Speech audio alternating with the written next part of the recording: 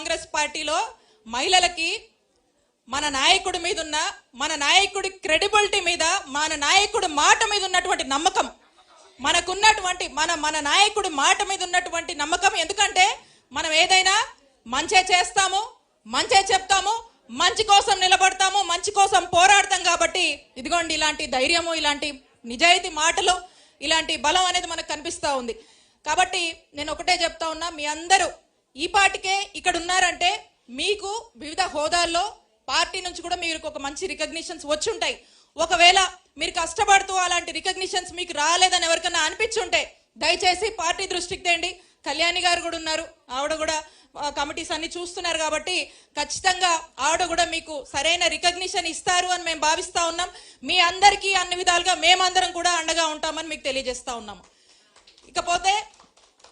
ఇకపోతే చాలా మాట్లాడుకోవచ్చు, బట్ లంచ్ టైం అయింది కాబట్టి ఎక్కువ విషయాలకు పోవట్లేదు. ఇక 2024 మేనిఫెస్టో మనం చూసాం. మన నాయకుడు జగన్మోహన్ రెడ్డి గారు నవరత్నాలు అని చెప్పారు. చెప్పింది చెప్పినట్టు 99% హామీలు మనము అమలు చేయడం జరిగింది.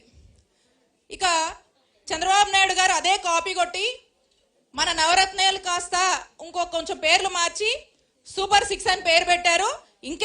ఇంకేమని ఆశ చూపించారు?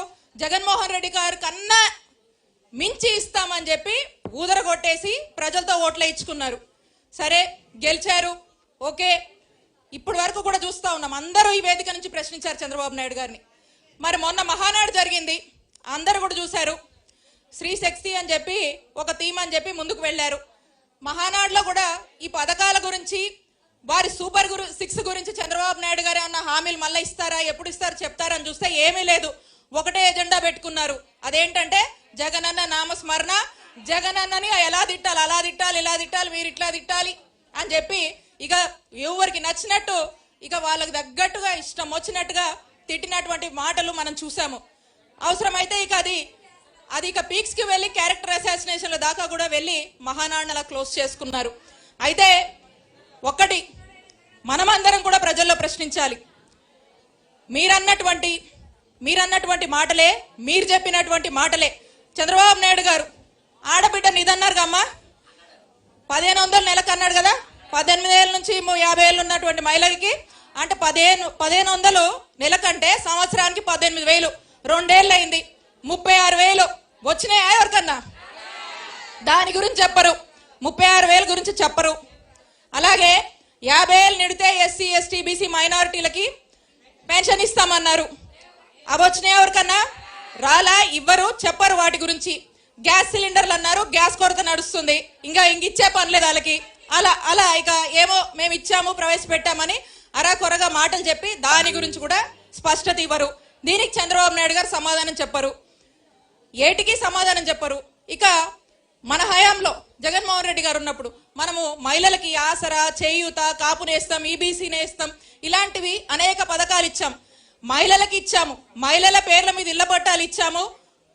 డీబీటీ పద్ధతిలో డైరెక్ట్ గా మహిళల అకౌంట్లకే మనము డీబీటీ నాన్ డీబీటీ పద్ధతిలో వాళ్ళ అకౌంట్స్ కి డబ్బులు జమ చేశాము.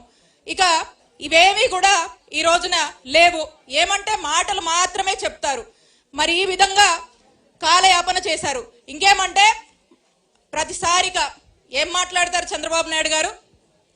ఇక నోరు తెరిస్తే విజన్ 2020 అంట, విజన్ 2047 అంట, ఇక మొదలు పెడతారు అని ఇష్టం వచ్చిన మాటలతో, ఎలివేషన్లతో ఇక చెప్పే పని లేదు.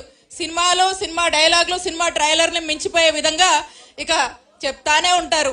ఏపీని నంబర్ 1 ప్లేస్లో తీసుకువెళ్తున్నాను, నంబర్ 1 ప్లేస్లో పెడుతున్నానని చంద్రబాబు నాయుడు గారు మాట్లాడతారు. రైతుల్ని బాగా చూసుకుంటున్నామని చెప్తారు. ఇక అవినీతి లేని పాలన ఇస్తామంటారు, పెట్టుబడులు అంటారు. ఇక వాళ్ళు యువతకి నిరుద్యోగ భృతి అంటారు, మహిళలు అంటారు, మహిళలకు సంబంధించిన ఎంపవర్మెంట్ అంటారు.